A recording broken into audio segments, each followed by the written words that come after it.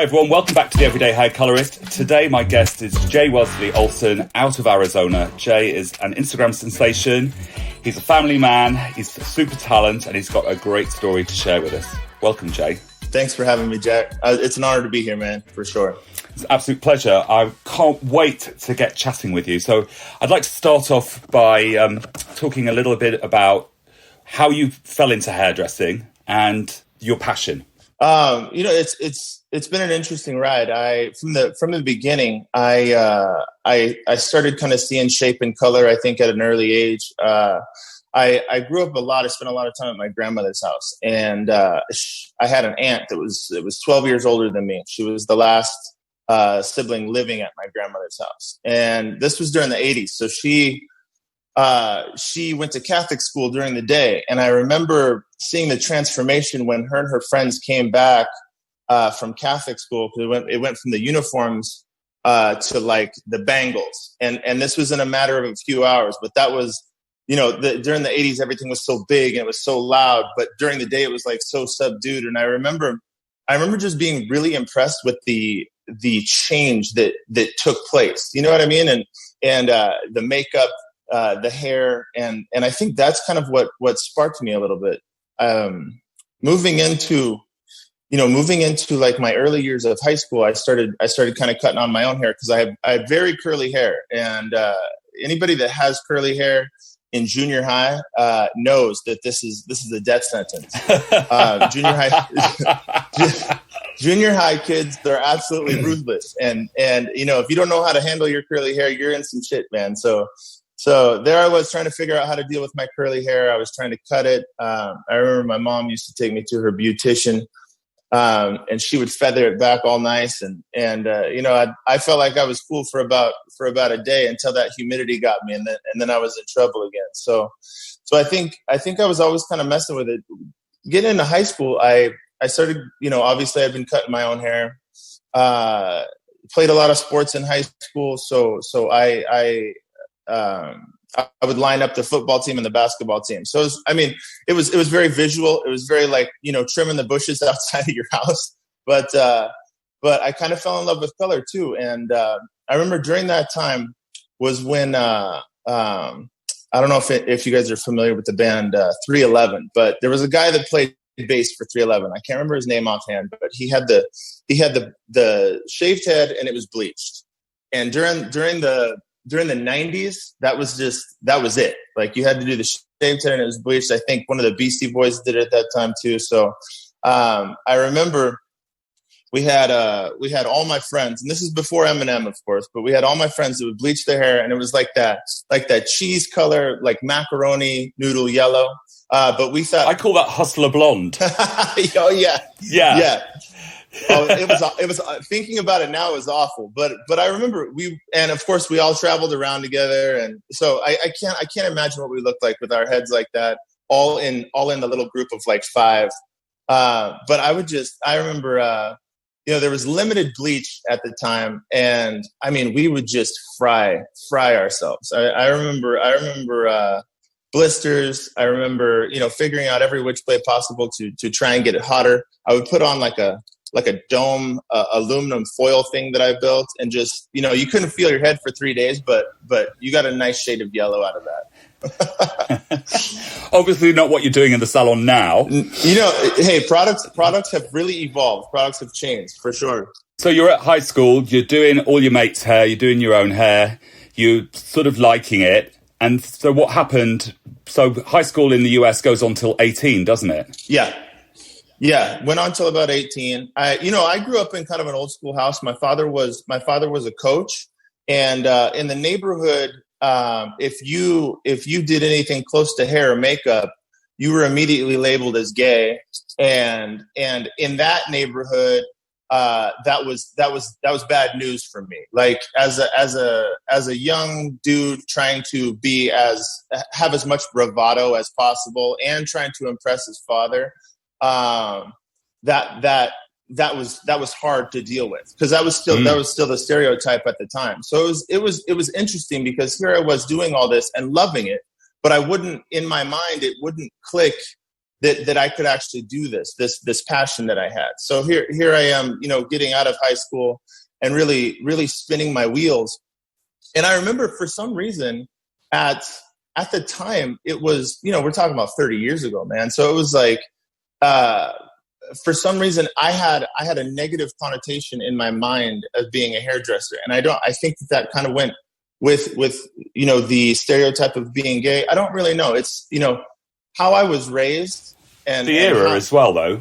I think the era as well. Yeah, absolutely. So here I am trying to be as big as tough as I can, but I'm also like really enjoying makeup and I'm really enjoying hair. So it was a conundrum for me. It was hard. So my answer at the time was, I'm not a hairdresser. You know what I mean? Because then I couldn't be associated with being gay. Very, very strange, but we're talking about a 17-year-old man. You know what I mean? Or trying to be a man. So here I am spinning my wheels in junior college, not loving anything that I'm doing except for doing hair. And I ran into this guy. I was working in a clothing store. I ran into this guy that looked like Lenny Kravitz, like just the coolest looking dude. And I remember thinking like, you know, who does this guy sing for? Like who? So I finally got the balls to ask him. I was like, hey, like what band do you sing for? You're the coolest looking dude that comes in here. You spend all this money, like you're the man, you know? And he was like, oh shit, I'm a hairdresser. Like I do hair. I do hair right down the street. And I was like, whoa. And I remember, like, you never believe this, but I remember thinking what fell out of my mouth was, wow, you're not gay. And he was like, I didn't know you had to be. and at that, something very small, like, well, there was an immense shift, like immediately in like kind of, you know, because here I was idolizing this guy for a couple of months. And then he immediately just, I feel like, shattered that wall that I had, you know? Yeah. So it was cool getting to know him. It was funny because he was like, I go, hey, I do some hair too. And he was like, oh, let me see. In the back at the time, you know, there was no social media at the time. I ran to the back and I had a trapper keeper. You remember those trapper keepers that you kept all your books and studies in? Oh, okay. School? Yeah, that's a good job you explained that one. Right. So I had all these like 35 millimeter pictures of this wild hair that I did. I mean, it was completely cool and very chunky with the highlights and everything. But he laughed a little bit and was like, oh, you should come in and watch me do hair. See if maybe you might be interested in being a hairdresser. So that was my intro. I went in and I saw him and I was just blown away by how he handled his business, by you know, how passionate he was about his craft, how serious he took, you know, making money and being a business. And he was an independent stylist at the time. So I was just blown away by this guy. And I jumped into hair school. Literally the next day I signed up for hair school. And, you know, it's funny. I got done with hair school like a year and a half later. And I remember, you know, we had kept in contact. And for some reason, he gave me a chance and was always checking on me. And we kept in contact. And he said, I called him one day. And I was like, you know what, Anderson, thank you so much. You know, you're the one that kind of catapulted me into this. You're the one that broke down the stereotypes for me and really, really crushed those walls for me. You know, I owe this to you. And he was like, man, I'm proud of you. Like, well done. He's like, I have a secret to tell you though. And I was like, what's that, man? And he was like, I'm gay. And I was like, what? I was like, no shit. And like, he was like, you know, I could tell you as a young man, like you were a little like weird about that for some reason. And he goes, I could just feel the vibe. And he goes, you know, you probably would have became a hairdresser at some point, but you know, not as soon as you did. So, and, you know, we still talk a little bit here and there now. And he was the one that really kind of shattered that stereotype. And, you know, it's funny. Right after that, it must have been like within the year. It's you go into that like who are you trying to impress? And why you kind of understand how you were raised and understand how you were thinking. And it just kind of made sense. Obviously, like that stereotype has been shattered and you know, and I've been more than comfortable being a hairdresser, but it was an interesting journey that finally snapped me out of that like old school mentality and really just trying to, impress the guys and impress my. Yeah, well, I mean, look at you now. I mean, you must have impressed lots of people with how successful you've been. And for that magical moment where you suddenly just thought, oh, I can do this, it's okay. And then to go on and do it and do so well. That's a great intro story. And of course, we don't have to live in that world so much anymore. Obviously, there are still biases and bigotry and all that stuff out there. But I think that, times have changed. And if you put it in a historical context, you can totally see how that could happen to a young man. So it's brilliant. What happened after college then? Did you grow up in Arizona? Yeah, I grew up in Arizona, born and raised in Arizona. Me and my wife are actually both born and raised in Arizona. She grew up down the street from me. She's a little bit younger though, so I never saw her in the area. But when we finally met later, all the stories made sense, and the hometown feeling happened, and then that's when we really kind of took off as a couple. So yeah, born and raised in Mesa. College, I never made it through, just because I wasn't, I can't do anything that I'm not passionate about. And I just wasn't passionate about college at the time, and who's to say how that might change later, but I couldn't hack it. And, hairdressing was starting to take off for me. So I jumped into hairdressing. School was incredible. I love school. I was fortunate enough to go to a Karsten Institute is what it was called. And Karsten, actually, what blew me away about this man was that he, in the 50s, Jack, and earlier, the U.S. had no idea how to do hair. They did beehives and which is cool, but like there wasn't a lot of European flair to hairdressing in the U.S. So I don't know how the program actually worked, but people were able to come into the U.S.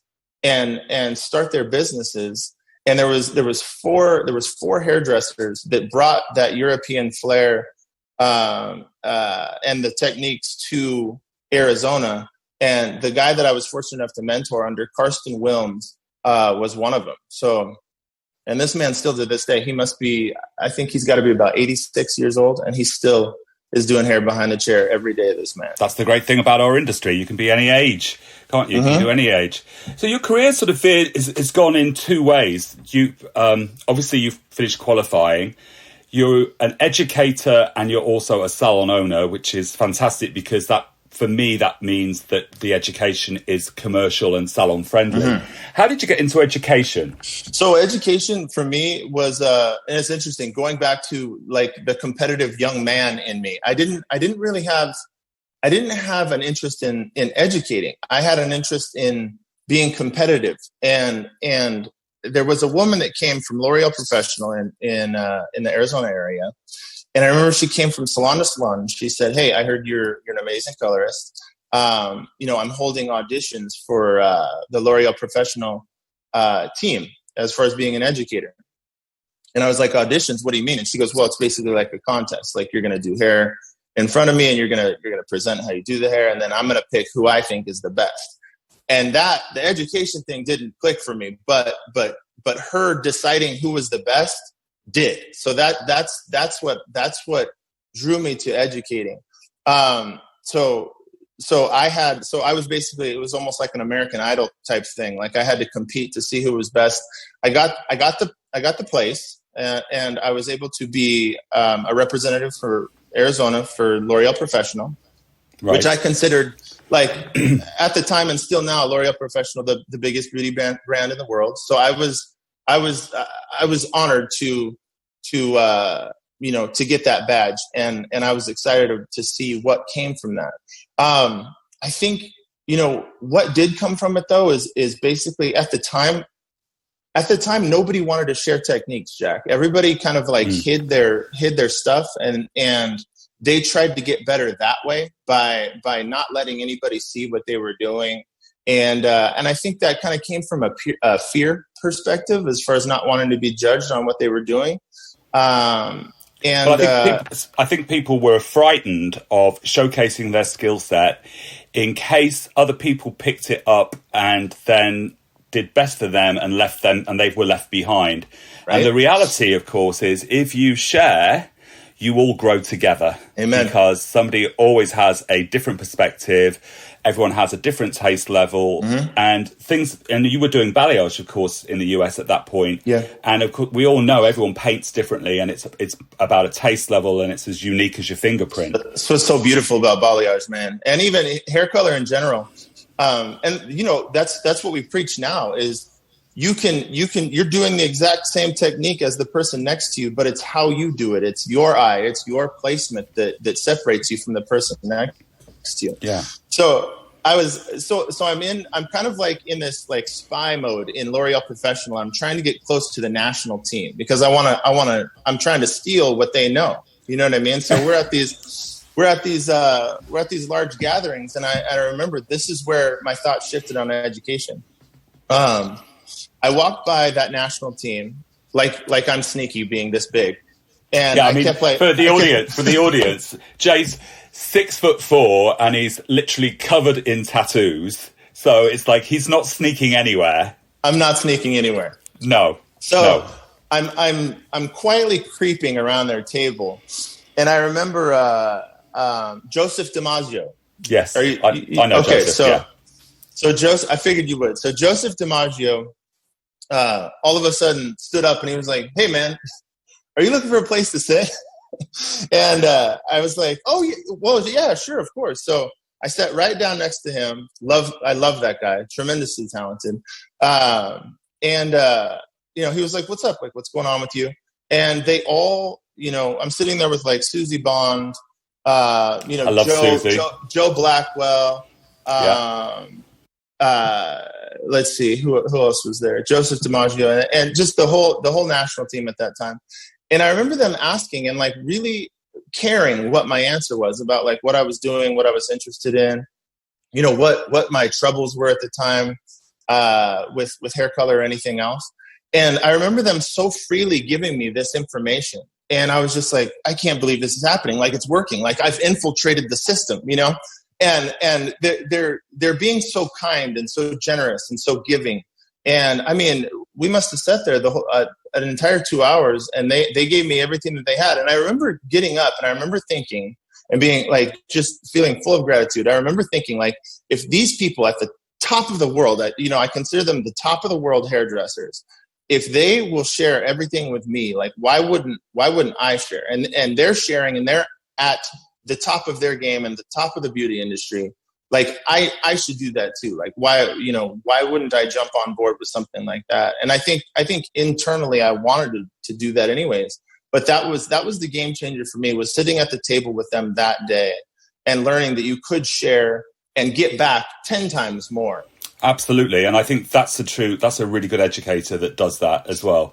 And I loved working with the US team because they were always so supportive and of new talent and of each other. So very cool. There's still Jack Howard legends going around that team. Absolutely.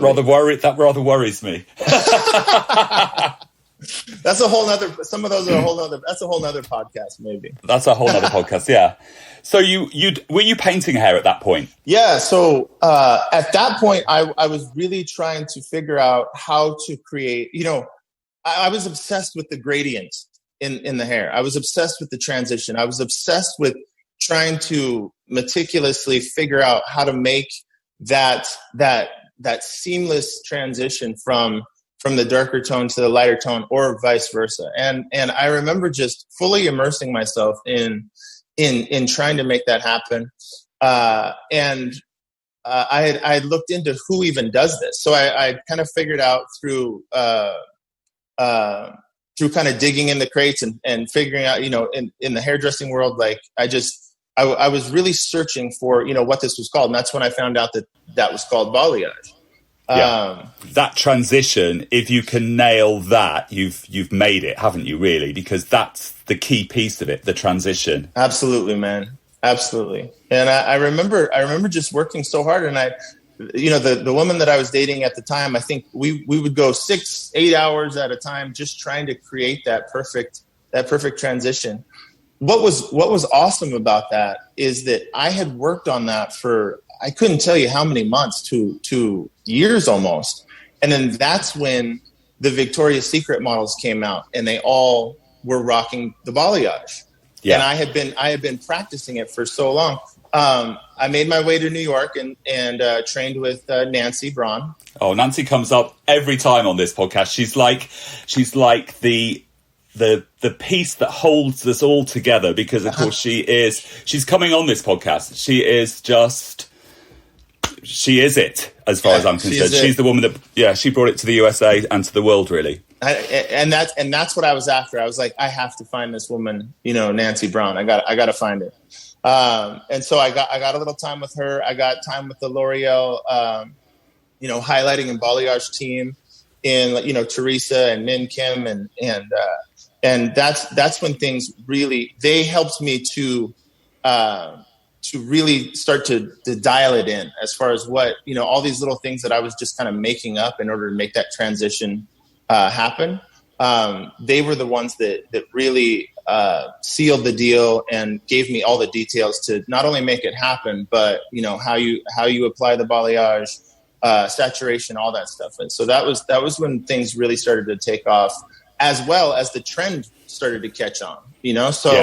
So that was the awesome part, is the trend hadn't even happened, and I caught it right at an amazing time. And really fortunate as far as the timing, because no one in Arizona knew what the hell I was talking about. I would just have to show them pictures. And of course you say balayage and it excites people. It's a beautiful word. Yeah. It's a beautiful art.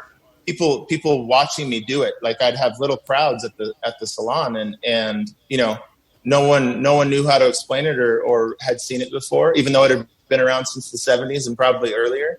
And It's certainly, I think that you're probably talking around about 2010 at this point, aren't you? Yes. If I think about that, because I'd just come back to the UK, and of course nobody was talking about it there either. And so it was that moment that it kind of just blew up. And if you'd been on the train beforehand, it was a great moment to be a colorist, a commercial colorist.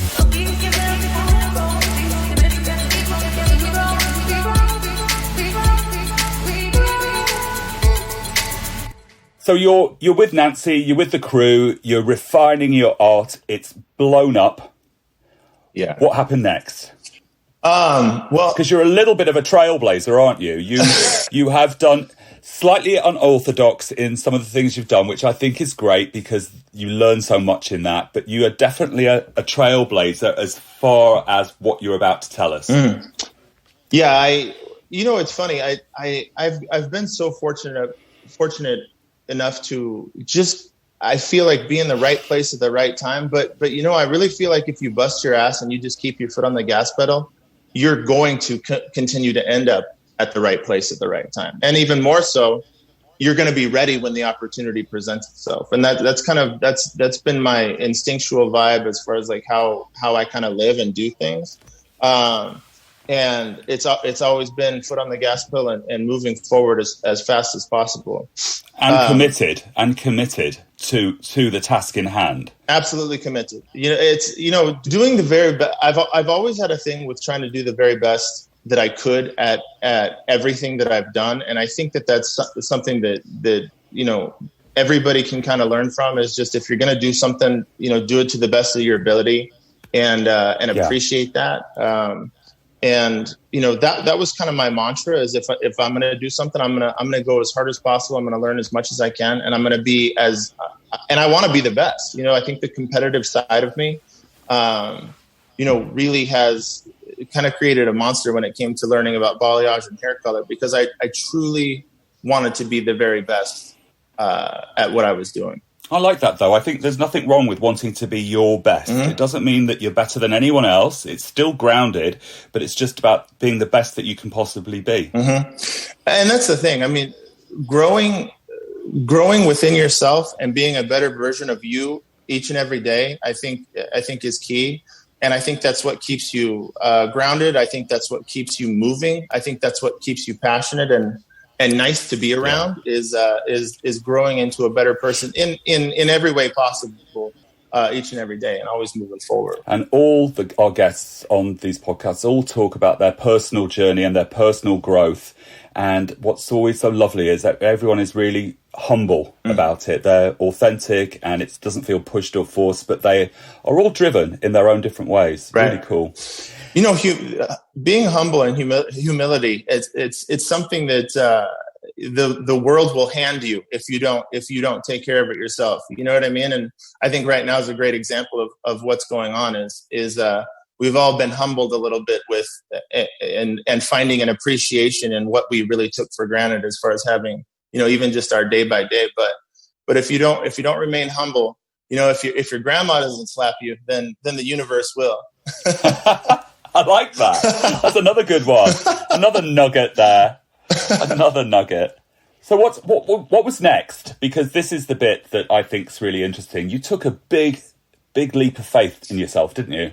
So the independent education, I didn't really understand at the time. There was Instagram had come out, Twitter was out, and social media was just starting to kind of become a thing. But I was using it as you know, basically just to joke around with my friends, you know, silly pictures of each other, blah blah blah. And I remember I went and trained with two of my favorite people, Ted Gibson and Jason Bakke in Florida. Yeah. Yeah. And I remember, you know, all my social media had all these pictures of, like, you know, people falling asleep at Starbucks, and, like, you know, my friends if they got too drunk. And I remember waking up after training with them one day, and I saw that those two, Jason Bakke and Ted Gibson, were following me now on Twitter. And I lost my mind. I was terrified, because now they had been involved in all of these hijinks that I've been, you know, doing. So I walked down to breakfast, and there they were sitting with one seat in between them. And they, you know, they were telling me to come on over. And, you know, they were like, what the hell are you doing like this? You want people to think of you like this? Do you want, you know, do you have no work on here? Like, your work is beautiful. You should be exploiting that. And, like, you don't understand the potential of what's to come with this. And they were talking about social media. And I still didn't get it, but I followed their lead, and you know, just started posting my work and stopped being a dumbass on social media, and things really started to happen from there. I got a substantial following from Arizona, and throughout the U.S. And at the same time, I was really heavily immersed in L'Oreal. So working my ass off with L'Oreal and still taking everything from them and trying to help them out as much as possible. Doing a little bit of teaching at the academy, and finally, you know, towards the end there, and this was my lifelong goal, was to be made a national educator for them. And I remember I finally got that, and you know, to me, life couldn't get any better at that point. So I was just loving the craft. I was loving life. I was loving L'Oreal, and you know, here comes the social media thing. And so my following is beginning to grow. And at that point, I don't know if you remember the good old days of social media, Jack, but it was like, oh, follow for follow, this and that. And it's, you know, you just kind of, everybody followed everybody. It was really easy. Yes. It was really easy to gain followers because everybody was just following everybody, you know? So it wasn't like it is now where you got to scratch and claw for anybody to pay attention to you. It was really quite simple at the time. I think that's another hashtag coming there. Scratch and claw. Yeah. Scratch and claw. Scratch and claw. Scratch and claw. Yeah. So here at this point, I'm getting a lot of messages on my social media. It's like, hey, would you teach a class here? Would you teach a class here? And I remember going to L'Oreal and saying, hey, you know, these people want me to teach a class. And they were like, oh, no. Like, you know, you're going through our system, you're doing this. And I was like, okay, well, you know, could I hold just a tiny class at my salon? And they were like, do what, you know, you can teach your staff, but you know, we don't know quite what you're getting into. They didn't know anything about social media. They didn't know anything about Instagram or Twitter. And nobody really did at the time. So at the same time, I decided to hold a little class, a little color class. And I sold 6 tickets and was blown away that the class would even sell out. Was blown away that these people were this interested in hanging out with me for the day. Was blown away that they would, you know, give me $100 for a ticket. You know what I mean? And it was wild because at that point it kind of triggered like, oh wow, like I see something here, and I saw a future in that. So of course I started thinking the rise of the independent educator. Right. Social media made that happen because not all product companies were offering education that was relevant to commercial hairdressers, and commercial hairdressers were suddenly seeing all the stuff that they wanted to do, and it was all on the ground. Well, and it was happening so quickly, and you're able to see, social media, you're able to see somebody from Virginia and somebody, it wasn't just, with all due respect, obviously, but it wasn't just the top 10 hairdressers in the world. No. You now were able to see everybody. And it gave everybody a platform, and that's when things really started to happen. I kept getting contacted by this crazy woman. Her name is Jenny Strebe. She goes by Confessions of a Hairstylist, and I remember she's in Arizona. She's an Arizona product, and she was like, "Hey, let's do a class together. And I was like, "No. Like, I'm solo right now. I'm not doing any classes with anybody outside of my salon." She was like, "Well, when can I start working at your salon?" And I was like, "Shit, like, okay, like, I guess you can start next week." So there she was. And she really was aggressive in trying to build a following, being on all social media platforms. And obviously she's a tremendously talented businesswoman and very talented at the same time. I mean, her work is fantastic. So awesome work. So we started a small traveling independent course called Braids and Balayage. And I would do balayage in the morning, and then she would braid it up in the afternoon. And I mean, it exploded on the independent market. And we did really well for a year on that. Obviously there was some differences in opinion as to how I should go about things with the brand that I was working with. So I remember going back to L'Oreal and saying, "Hey, listen, like I'm kind of seeing something here. I'm seeing some sort of like social media ambassador type role that I'd like to do for you guys." I felt like I owed L'Oreal so much, and I did, and I still do. But I wanted to give back, and I wanted to be the trailblazer for them actually in the beginning. But I was too early. I was too early in asking them for what I wanted, because one, I didn't know how to explain what I wanted. And if you're ever going to get into the office with the vice president of L'Oreal, you better know what the fuck you want, and you better know how to explain it. It was just a little early, and they were like, "Okay, well, how do you figure out these numbers? What's the monetary gain? Blah, blah, blah." And I was like, well, all that stuff makes me dizzy, Jack. So I was like, I don't know. It's Instagram. I have 3,000 followers. And they were like, "Yeah, well, sorry, we don't quite understand it." And they're like, "But, you kind of are out of bounds by, holding these independent classes." And I mean, they were right. Like that wasn't necessarily fair for me to be doing. So at that point, I remember them saying, "Jay, if we see that this works, if we see that this is going to be a thing, this social media thing, L'Oreal has ways to just like make that happen. They can, we would make that purchase if it was deemed something valuable in us to buy." And I was like, "Yeah, you guys are right." So we parted ways on great terms. And there I was alone trying to figure out like what the hell I was going to do next. I had this traveling braids and balayage with Jenny, but I didn't see that going past the year. And then I had my clients. So I was like, okay, well, maybe I'll just sit back and work with my clients and just kind of see, what opportunity comes up, and I'll go from there.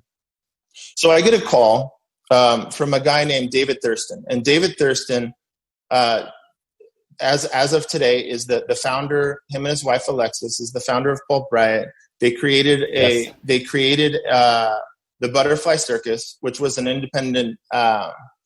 It was an independent class based upon social media presences, and it was supposed to move a little bit quicker. They had 30 minutes to kind of do their specialty, and we would go through 5 people. So it was almost kind of like going through your social media and seeing this person, this person, this person. And it was quick moving. It was a little different than education had been in the past, because typically it was, you're looking at like a 4 to 6 hour set of one artist. And we would just fly through these artists. And I remember thinking like, this shit is crazy. Like this is wild. And David,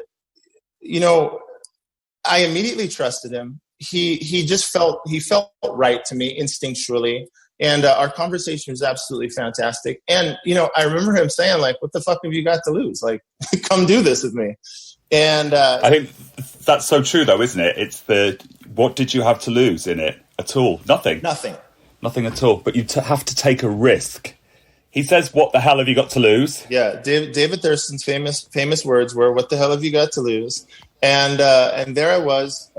We took social media by storm because he had found 5 other artists that had large social media presence. And we all posted at the same time, Butterfly Circus, buy your tickets now. And I remember it was in Los Angeles. And, at that point, that was the first and only time that you were able to see these Instagram sensations all at one place. And I think 100 tickets sold out in it was less than 3 seconds. Wow. So we decided to have another show. And it was interesting because, here I was coming from L'Oreal and very, very prim, very proper, very, you better have your shit together. If there's color on your nails, you're not on the stage. You know how that goes. Yeah. They're disciplines, aren't they? Absolutely. Absolutely. In such an amazing way. So here I am getting ready for, I'm prepping for this show, not really understanding anything that's going on, but having fun. And I'm surrounded by these other hairdressers, these Instagram sensations. And I was the only one there with any type of grooming. You know what I mean? So I had been with a formal education in educating. Yeah. So it was very interesting, the parallels. We had no education, a lot of education. We had people, some of the artists, amazing things that nobody had ever seen before, and they're being presented, and it was awesome because it was very raw, it was very real, and it was very relatable. So you have these hairdressers that have 100,000 followers, and that people, other artists were kind of putting on pedestals, but then you had them right in front of you, and they're being extremely raw and vulnerable because it was their first time basically educating at the same time. Yes. So it was very cool to be a part of. It was a very interesting time, I think, in that sort of whole Instagram world where people were seeking out influencers or hugely successful by their numbers hairdressers whose work that they liked. Right.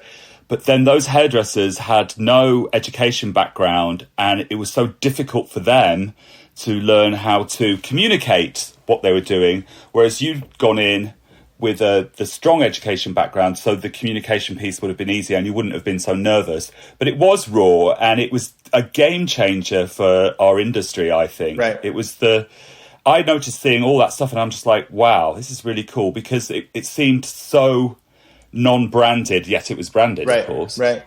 Well, I remember, there was a divide for a while, and I think up until maybe last year, there was quite a divide between what I considered like the old school, very well groomed hairdresser educator, and then the new school educator, which would be the social media side of things.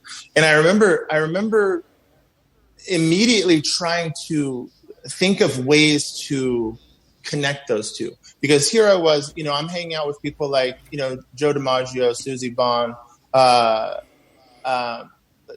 Joe Blackwell, all the what I consider old school hairdressers, and I'm having to answer questions to them about these new people and like what's so great about what they're doing. They haven't had any education, and I remember feeling just a little not necessarily animosity, but like kind of a what the hell situation where you got people busting their ass to be an educator for 30 years. And then you have somebody that basically has been watching a lot of YouTube that now has 200,000 followers. You know what I mean? It's funny, Mary from behind the chair always, when she talks about stuff, and she's been on here, and she says that in the old days, you had to sort of work your way up and tap somebody on the shoulder and wait for them to bring you up as an educator, and you had to work through all those parts. And then suddenly Instagram came along, and people were just hugely successful on it, and suddenly they were there, and there was this dichotomy of the two, and they didn't fit well together. Whereas now you see this sort of evening of the field, because the big influencers need the education piece, and the big educators, or what were big educators, need the social media piece, and they've got to merge together. Yeah. I mean, you said it absolutely perfect. And I think that that's what everybody kind of realized. And that's what makes it so great now. And I remember thinking, like, I just wish that I could connect this, because I had such an appreciation for both sides. And I remember like kind of feeling pulled in both directions, because I had experience in both sides now. So I was kind of the purgatory artist. It was like, had the social media following, but also had the old school rep at the same time. So I remember all I wanted to do, and my mission at the time, was to try and connect those two. So and at this point, obviously not just because of me, but I that was my goal in trying to connect the two. But you can see that, and just like you said, the two sides need each other now. So it's been beautiful to watch as far as it coming together, because you're getting people with the raw talent that now are getting the old school skills in presentation. And that's what it's about as an educator, man. You know that, Jack. You can be a fantastically talented technical hairdresser, but if you can't tell people, how to do that, and if you can't help people out and explain what you're doing, you're dead in the water as far as making helping these other artists get to where they're trying to go. Yeah, absolutely. I mean, if you've got to educate in sound bites, it's got to be clear, it's got to be simple, and it's also got to look good too. Right. So Pulp, Riot, and you blew up. Pulp, Riot, and I Instagram. Blew up. Yeah. Yes. Yeah. Or the Butterfly Circus started to blow up Instagram, and then through that, the Thurstons selected 4 people to be a part of that introductory founding team and ownership team of Pulp Riot. So, and again, it was the same thing. David basically said, what have you got to lose? Like, let's try this now. And the Butterfly Circus went on for about a year. And then, I think his wheels were turning that whole time, as far as like, who does he see being able to best represent Pulp Riot at the time. And then that's when he formed that small ownership group that turned into testing and creating what is Pulp Riot today. What an amazing risk, and what an amazing story that is. That's brilliant. That's so cool. So you take on the Pulp Riot role, and it blows up. They did it. Their approach to messaging was completely different. It was all Instagrammable. It was a game changer again, and you're right at the heart of it. What did that look like? I mean, it was beautiful to watch. It was amazing to be a part of. It still is. I mean, Pulp Riot, I think, was game changing in the sense of very inclusive, rather than exclusive as far as what they were doing. Everybody was welcome. And I think that I think that was really needed in the industry. I think that a community was kind of forming underneath, and with the social media connections that they had, and Pulp Riot was something that could bring them all together. And Jack, everybody was welcome. I mean, everybody was welcome to learn from everybody.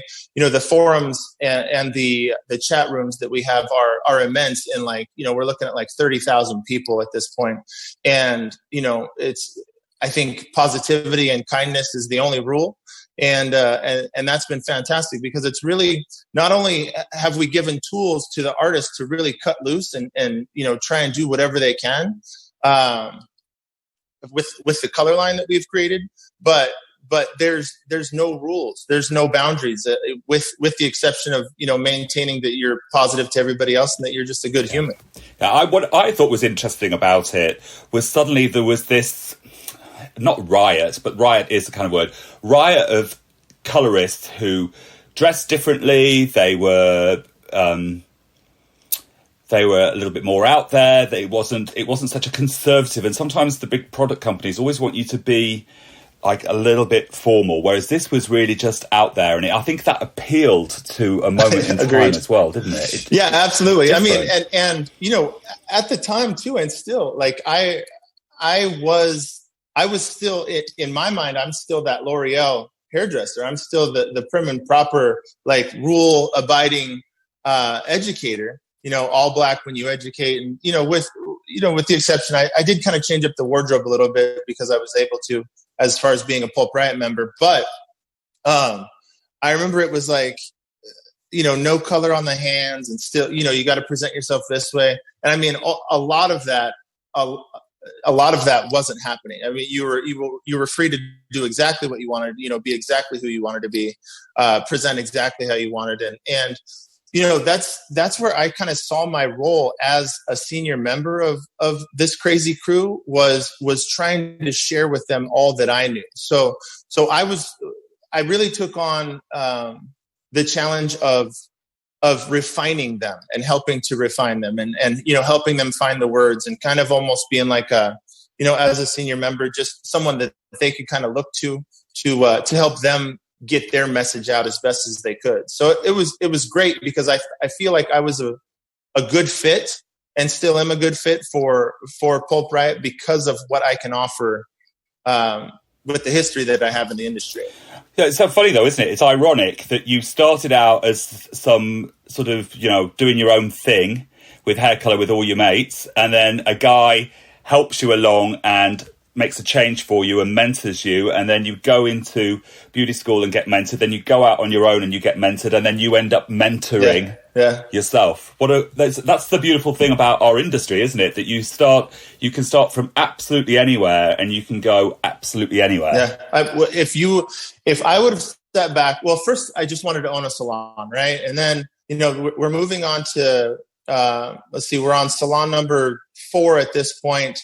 And they've all kind of merged into one another, the same one. So one salon, but I've had 4 in the past. So that was my original goal, was just to be a salon owner. And that was based off of the fact that I just didn't want anybody telling me what to do. And I love that. Yeah, I know that feeling. And then somehow making my way into the independent education. And I mean, and I'm so thankful that anybody would want to give me their attention to see, technically what I was doing, or any bit of advice that I had. That's, I have so much gratitude for that. Moving into actually being able to own or be part owner of what is turning into the fastest growing color line in the world right now. So I mean, it's a testament to really anything being possible. And I think people have been able to see that journey on social media. So they feel connected to what I'm doing. And if I could tell everybody anything, it would be just that. Like, you got to know that anything and everything is possible. Obviously, there's going to be a lot of hard work involved. There's always hard work involved. Absolutely. Somehow I feel like I know your salon because it's bright, it seems big, it seems airy. Mm-hmm. How big is the salon? So it's the salon's only 3,000 square feet. 3,000 square feet. Only 3,000 square feet. That's huge for us. Well, in England, that's massive. So it's 3,000 square feet. We have 17 stations in this particular salon. We're building this area of Arizona has been absolutely great to us, but we are moving a little bit west into an up-and-coming area with a little bit more space, and really taking everything that I've learned. Jack, I've probably made every mistake that there is possible in every way of life. My only rule that I have with myself is don't make it again. So I've kind of, and I don't know.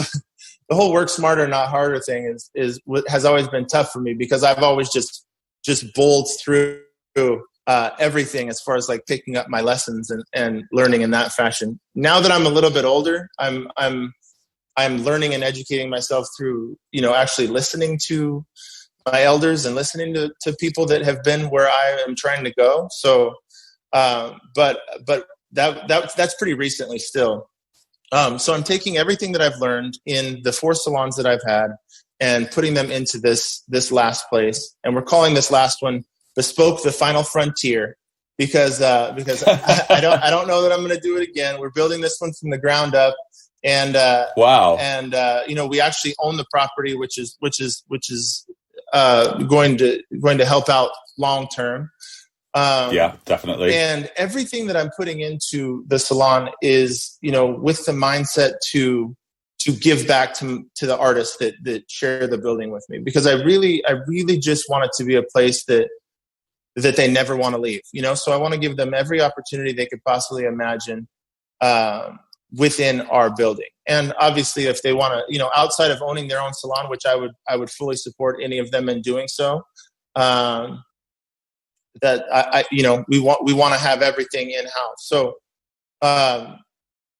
we've created at this point, we have an educational curriculum that we use. And we recently, as of last year, we started a commission team. So a very fair-based commission side of the salon. And then we have our renters as well. So my goal, and what I'm doing right now, myself and my wife, is creating a commission system where they can make money and we can help them gain a clientele. And then after, I think it's 36 months is what we're doing, they're able to rent if they want. But they have to, you got to earn that rental spot. But I want to make sure that they understand that once they get past those 36 months, if they want to rent, they absolutely can and still be in our building. Because, what happens now is that's the goal a lot of the time, is for people to rent their own space. So why not create an area where they can actually do that with me, and they can stay under the same roof. They can have the guidance that we're still able to give them. But also when you rent, you're going to be responsible for your taxes now. You're going to be responsible for your color order. And, what we're finding is with the fairness of the commission that we're offering, a lot of people are like, they don't want to do it. They don't want to mess with it. There's no need to do it. Yeah. And I think that is an industry-wide problem. In the USA, you have a lot of people that go to work in booths and suites. And I think, one, it must be incredibly lonely, and it can be really tough. But part of the reason people are pushed into that is because salon owners don't pay people fair wages. Right. And everybody wants to live a good life, don't they? And we know that this industry can provide a good life. So I'd take my hat off to you on that one. That's really cool. Thank you. Yeah, we're going to see how this goes. I just, the turnover, I get so, you get close with people, and I just don't, I think as I get older and I have kids and everything, the heart gets a little softer, and you just don't ever want anybody to leave. Don't get too soft now. I know, right? Right. In this moment, as we speak, we're all on lockdown with Corona, and lots of us are planning and plotting and thinking about when we get out of here, because, of course, we hairdressers do not want to be locked inside all day. What is your one thing that you've taken away from this? I think more than anything, I think I've just been welcoming each day with just a different set of eyes, and that didn't happen in the beginning. It happened over time. I feel like in the beginning, it was just like, okay, this will pass, and back to work, because I'm always moving, I'm always going. And I think as time went on, when you're on lockdown and you can't enjoy the amazing life that you had, which is normal, and we just, take it for granted, I guess. It really got me to a point where I truly have been welcoming each day and appreciating, the things that we have. And I just mean like the normalness of being able to have a conversation person to person, being able to, a hug, and just enjoying those times. I think I've really learned, to really appreciate the human connection, which, a couple of weeks ago, you would have asked me that, and I wouldn't have thought twice about it. But at this point, just having that interaction and, and the connection, human to human, I think is something that I'll continue to appreciate in this, this new normal that we have. Yeah. The new normal. Yeah. And I've got one more quick one for you. Have you learned to do a TikTok dance yet? So I keep, my wife is really on me about this, Jack. And like, I have, for some reason, I'm being really stubborn about TikTok. I will not create my own account. However, I will let my wife exploit me on her account. So I haven't done a dance yet. and that actually, the dance part actually concerns me, being that I could probably pull a muscle, man. Well, Cindy is absolutely gorgeous, and she probably looks great on TikTok as well. So she's absolutely stunning. She looks fantastic all the time. She's, I'm very fortunate that she hadn't had her vision checked in years before she married me. So I got super lucky there. I look forward to seeing a TikTok dance from you, my friend. It's coming. I know it's coming. I think she's going to make me do it. I did a couple voiceovers, so I got my feet wet a little bit, so I'm ready for the dance now. Great chatting with you today. I wanted to let everyone know that it's J. Wesley Olson on Instagram. On there, you'll find great hair. On his stories, you'll find his beautiful family and his lovely life. And I'd just like to thank you so much, Jay. Thank you for coming on. Jack, I really appreciate it, man. Thank you so much. I've looked up to you for so long. You've been a mentor across the pond for me for years. So thank you for having me. It's been a pleasure and an honor. I appreciate it. Oh, it's been great chat. Thank you so much. So I hope you enjoyed this podcast as much as I did making it for you. Don't forget to subscribe on your channel that you download your podcasts from. iTunes is my favourite, but I know there are others out there. And also, if you want to follow me on stories on Instagram, it's jackhowardcolor, C-O-L-O-R, the American way, not the English way. And on Facebook, it's jackhowardcolor, C-O-L-O-R. And my website is www.jackhowardcolor, C-O-L-O-R.com.